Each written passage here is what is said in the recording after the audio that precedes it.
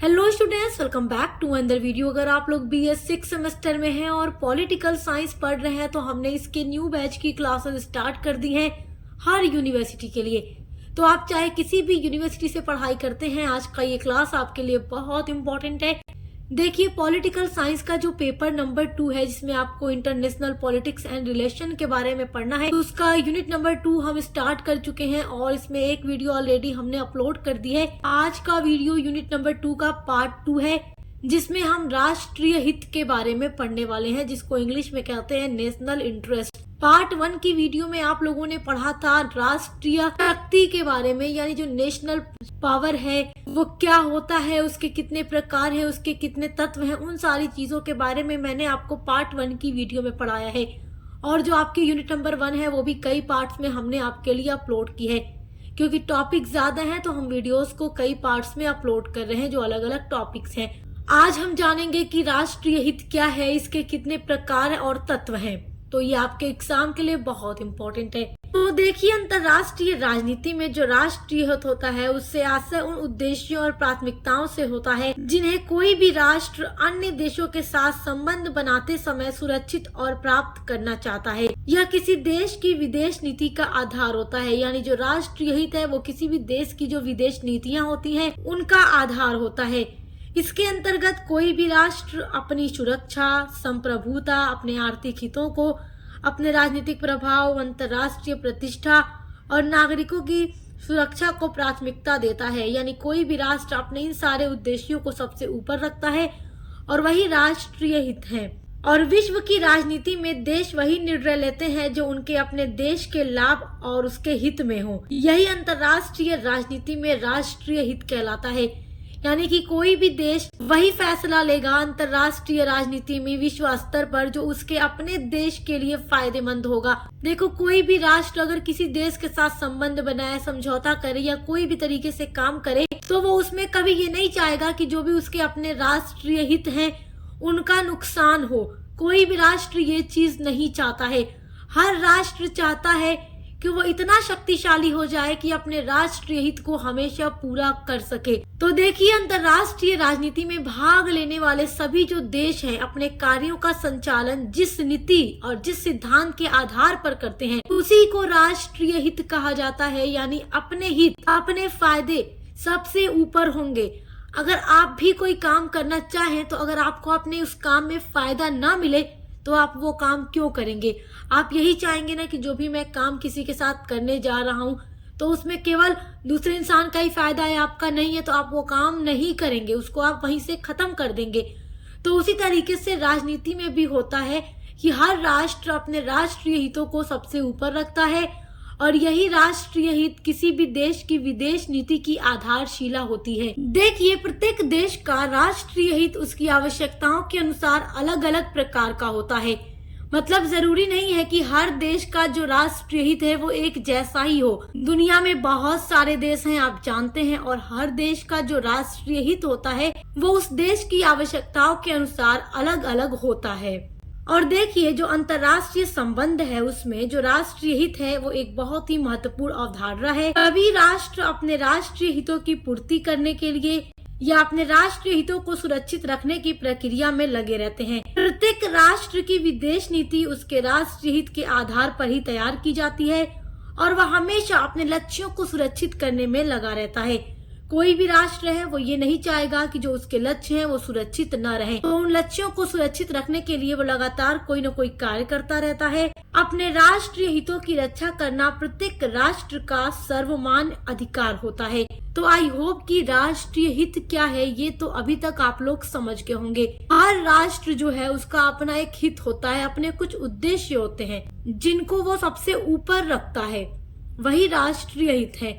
और प्रत्येक देश के जो राष्ट्रीय हित हैं वो उसके विदेश नीति की ही आधारशिला होती है, ये बात याद रखिएगा। आइए अब हम अलग अलग विद्वानों की परिभाषा के अनुसार एक बार राष्ट्रीय हित के बारे में जानते हैं कि जो अलग अलग विद्वान हैं उन्होंने राष्ट्रीय हित के बारे में क्या बात कही है। देखिए, यहाँ पर जो पहली डेफिनेशन मैंने नोट की है वो है चार्ल्स ओ लर्च तथा अब्दुल सहील के अनुसार। ये लिखते हैं कि राष्ट्रीय हित साधारण तथा निरंतर बना रहने वाला वह उद्देश्य है जिसे राज्य राष्ट्र तथा सरकार सभी पूरा करने में लगे रहते हैं, क्योंकि हर राज्य जो है या हर राष्ट्र जो है वो अपने राष्ट्रीय हित को पूरा करने में लगातार लगे रहते हैं। और आपने इससे पहली वाली वीडियो में पढ़ा हुआ है राष्ट्रीय शक्ति के बारे में, यानी कि जो हर राष्ट्र है वो चाहता है कि वो शक्तिशाली बना रहे। तो जो राष्ट्र जितना अधिक शक्तिशाली होगा वो अपने राष्ट्रीय हितों को क्या है और भी जल्दी पूरा कर लेता है। इसलिए हर राष्ट्र जो है वो शक्तिशाली बनने में लगातार लगा रहता है, ताकि वो अपने हितों को आसानी से पूरा कर सके, किसी भी राष्ट्र से अपना कोई भी काम करवा सके। अगली डेफिनेशन है पैडल फोर्ड और लिंकन के अनुसार। ये लिखते हैं कि राष्ट्रीय हित की अवधारणा समाज के मूलभूत मूल्यों से जुड़ी हुई है। और ये मूल्य क्या है? राष्ट्र का कल्याण, उसके राजनीतिक विश्वासों का संरक्षण, राष्ट्रीय जीवन पद्धति या क्षेत्रीय अखंडता तथा सीमाओं की सुरक्षा। यानी हर जो राष्ट्र है वो चाहेगा कि उसकी सीमा जो है देश की वो सुरक्षित रहे, उसके राष्ट्र का कल्याण हो, उसके राजनीतिक विश्वासों का संरक्षण हो, उसके राष्ट्रीय जीवन पद्धति सही रहे और उसके क्षेत्रीय अखंडता बनी रहे और उसके जो भी नागरिक है वो सुरक्षित रहे। तो हर राष्ट्र का ये सब उद्देश्य होता है और यही उसके राष्ट्रीय हित होते हैं जिनको वो हमेशा सुरक्षित रखना चाहता है। आई होप कि आप ये समझ रहे होंगे। अब देखिए अगली परिभाषा है जोसेफ फ्रैंकेल के अकॉर्डिंग। ये लिखते हैं कि राष्ट्रीय हित को विदेश नीति का आधारभूत सिद्धांत माना जाता है। तो किसी भी देश का जो राष्ट्रीय हित होता है वो उसकी विदेश नीति का ही एक आधार होता है। ये बात आप एकदम दिमाग में बैठा लीजिए, ये पॉइंट बहुत इंपॉर्टेंट है। सो आई होप कि आप राष्ट्रीय हित और उसकी परिभाषा समझ गए होंगे। आइए अब आपका अगला इम्पोर्टेंट टॉपिक देखते हैं, राष्ट्रीय हित के प्रकार। ये बहुत इंपॉर्टेंट है आपके एग्जाम के लिए और एग्जाम में लॉन्ग क्वेश्चन में पूछा जाता है। तो देखिए जो थॉमस डब्ल्यू रॉबिन्स हैं उन्होंने राष्ट्रीय हितों को 6 भागों में बांट दिया है। थॉमस डब्ल्यू रॉबिन्स ने कहा है कि जो राष्ट्रीय हित है वो 6 प्रकार के हैं। तो आइए अब इनको डिटेल में समझते हैं।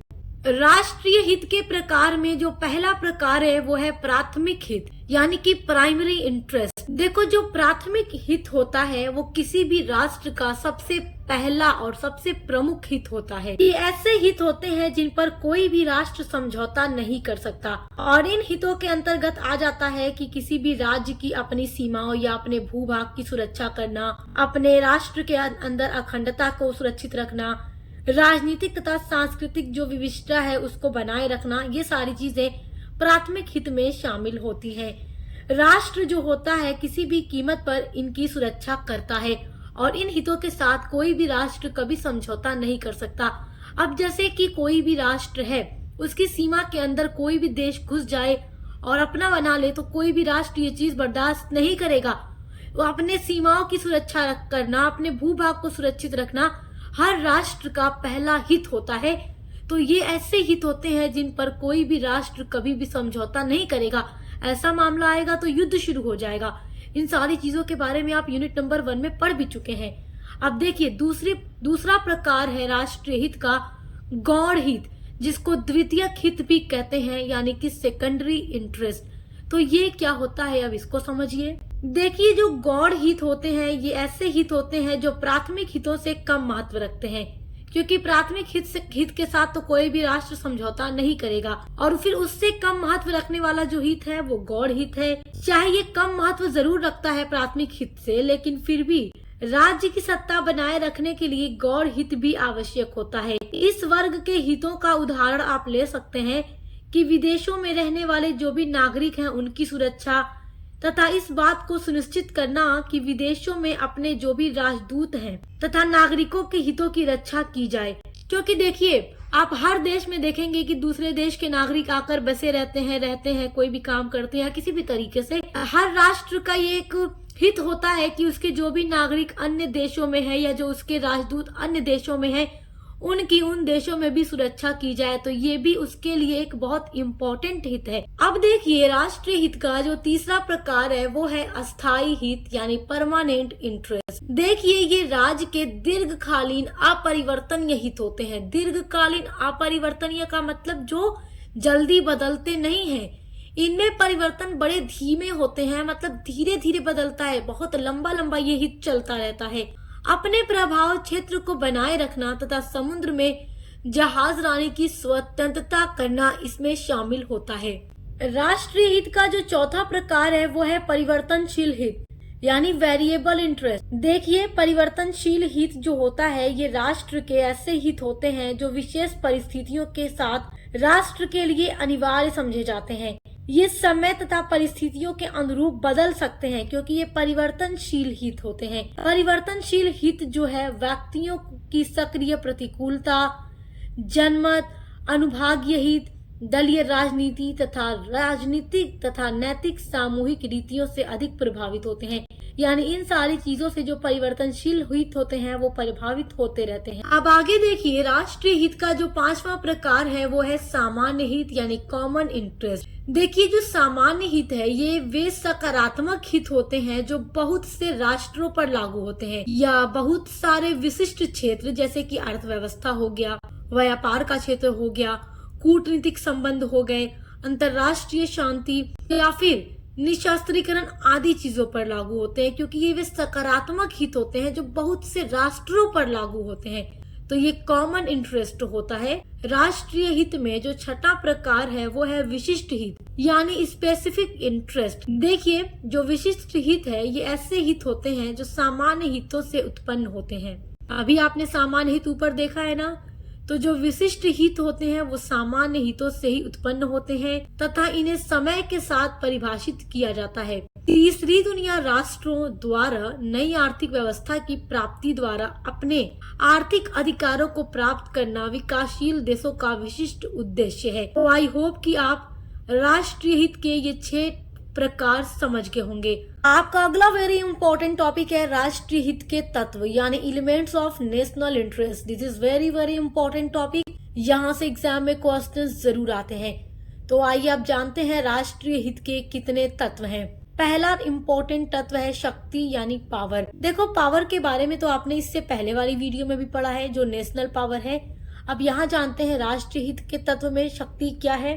देखिए, किसी भी राष्ट्र के लिए अपने राष्ट्रीय उद्देश्यों की प्राप्ति या अपने हितों की सुरक्षा के लिए शक्तिशाली होना बहुत जरूरी होता है। हर राष्ट्र चाहता है कि वो अपनी शक्ति को इतना ज्यादा बढ़ा ले ताकि अपने राष्ट्रीय हितों की पूर्ति कर सके या अपने जो भी राष्ट्रीय उद्देश्य हैं उनको पूरा कर सके। अंतर्राष्ट्रीय राजनीति की आधारशिला ही शक्ति होती है। इससे देश की जो आंतरिक और बाह्य समस्याएं हैं उन पर प्रभावशाली ढंग से निपटा जा सकता है। उदाहरण के लिए आप ले सकते हैं संयुक्त राज्य अमेरिका को विश्व शक्ति कहा जाता है क्योंकि ये सुपर पावर कंट्री है, विश्व की सबसे शक्तिशाली ये कंट्री है। राष्ट्रीय हित के तत्व में जो दूसरा तत्व है वो है शांति। देखिए, राष्ट्र में जहां अपनी सुरक्षा के लिए शक्ति की जरूरत होती है कि कोई भी राष्ट्र अगर शक्तिशाली होगा तो वो अपनी सुरक्षा करेगा, तो वहीं दूसरी तरफ हर राष्ट्र को अपना विकास करने के लिए शांति की भी आवश्यकता पड़ती है। अगर हर राष्ट्र अपने देश के अंदर शांति बनाए रखे तो वो भी उसके लिए काफी अच्छा होता है। देखिए, आंतरिक शांति राष्ट्र को अंदर से मजबूत करने में सहयोग देती है और शांति के समय राष्ट्र अपने संसाधनों का भरपूर उपयोग भी करता है और लगातार अशांति से राष्ट्रों का विकास क्या होता है, रुक जाता है और वे राष्ट्र कमजोर हो जाते हैं। ऐसी स्थिति में न तो वो स्वयं के हितों की रक्षा कर पाते हैं और न ही वो दूसरे राष्ट्रों से प्रतिस्पर्धा कर पाते हैं। तो इसलिए हर राष्ट्र को चाहिए कि अगर उसे अपने राष्ट्रीय हित को पूरा करना है तो वो अपने राष्ट्र के अंदर शांति बनाए रखे। राष्ट्रीय हित के तत्व में जो तीसरा तत्व है वो है सांस्कृतिक एकता की रक्षा यानी प्रोटेक्शन ऑफ कल्चरल यूनिटी। देखिए, सांस्कृतिक एकता भी राष्ट्र के हितों के लिए आवश्यक है। यह एक सहायक तत्व मात्र है, फिर भी संस्कृति जो है देश के नागरिकों को आपस में जोड़कर उनमें एकता का भाव जगाती है। यह एक प्रकार के राष्ट्रों की परंपराओं की रक्षा करने की विचारधारा होती है। तो जो सांस्कृतिक एकता की रक्षा करेगा, अगर हर राष्ट्र अपने सांस्कृतिक एकता की रक्षा करेगा तो ये भी उसके राष्ट्रीय हित को पूरा करने में काफी ज्यादा क्या करेंगे, मदद करेंगे। राष्ट्रीय हित के तत्व में जो चौथा तत्व है वो है आर्थिक समृद्धि यानी इकोनॉमिक प्रॉस्पेरिटी। एक राष्ट्र के लिए राष्ट्रीय हितों की सुरक्षा करने में आर्थिक समृद्धि को बहुत महत्वपूर्ण स्थान प्राप्त है क्योंकि कोई भी राष्ट्र जितना आर्थिक रूप से संपन्न होगा, जितना ज्यादा अमीर होगा, वो राष्ट्र अपने आप में क्या होगा, एकदम शक्तिशाली हो जाएगा। क्योंकि जब भी कोई राष्ट्र आर्थिक रूप से मजबूत होता है तो उसके अंदर शक्ति अपने आप आ जाती है, स्वयं आ जाती है। आपने पार्ट 1 की वीडियो में नेशनल पावर यानी राष्ट्रीय शक्ति के बारे में पढ़ा है, तो आपने देखा है कि जो भी देश जितना अमीर होता है वो उतना ही शक्तिशाली हो जाता है। तो इससे क्या होता है कि राष्ट्र की राजनीति की स्थिति मजबूत हो जाती है और राष्ट्र जैसे जैसे आर्थिक रूप से उन्नति करता रहता है वैसे वैसे उसकी प्रतिष्ठा अंतर्राष्ट्रीय क्षेत्र में बढ़ती जाती है, जिससे वो अपने राष्ट्रीय हितों की पूर्ति करने में सक्षम हो जाता है। राष्ट्रीय हित के तत्व में जो 5वां तत्व है वो है मनोबल। देखिए, मनोबल का मतलब होता है कि हर राष्ट्र के अंदर मनोबल होना चाहिए और उनका मनोबल ऊंचा होना चाहिए। जैसे हम कह सकते हैं कि कोई भी राष्ट्र है तो उसके अंदर अपने आप पर कॉन्फिडेंस होना चाहिए। यदि राष्ट्र में मनोबल होगा तो अगर वो राष्ट्र निर्बल और कमजोर भी होगा तो अपने राष्ट्रीय हितों की पूर्ति करने में वो सक्षम हो जाएगा। और यदि राष्ट्र में मनोबल नहीं होगा तो एक सशक्त राष्ट्र भी अपने हितों की पूर्ति नहीं कर पाएगा और न ही उसकी रक्षा कर पाएगा। तो इसलिए एक राष्ट्र का मनोबल ऊंचा होना भी आवश्यक तत्व है, क्योंकि जितना मनोबल ऊंचा होगा वो राष्ट्र अपने राष्ट्रीय हितों की पूर्ति करने में उतना ही ज्यादा सक्षम हो पाएगा, सक्सेसफुल हो पाएगा। राष्ट्रीय हित के तत्व में जो 6वां तत्व है वो है नेतृत्व यानी लीडरशिप। देखिए, अगर किसी भी राष्ट्र के पास एक अच्छा नेतृत्व होगा तो वो राष्ट्र क्या होगा, अच्छा होगा और अपने राष्ट्रीय हितों की पूर्ति करने में सक्षम हो पाएगा। तो ये है राष्ट्रीय हित के तत्व। आई होप कि आप समझ गए होंगे। तो आज की वीडियो में हमने राष्ट्रीय हित का अर्थ, परिभाषा, उसके प्रकार और तत्व को समझा है। आई होप कि आप समझ गए होंगे। वीडियो पसंद आई तो लाइक, कमेंट, शेयर कीजिएगा। चैनल को सब्सक्राइब करना मत भूलिएगा, क्योंकि आपको हमारे चैनल सक्सेस मास्टर पॉइंट पर बीए के हर एक सब्जेक्ट की क्लासेस मिलती रहेंगी। तो अच्छे से पढ़ाई करते रहिए। Best of luck. हम मिलते हैं अगली वीडियो के साथ।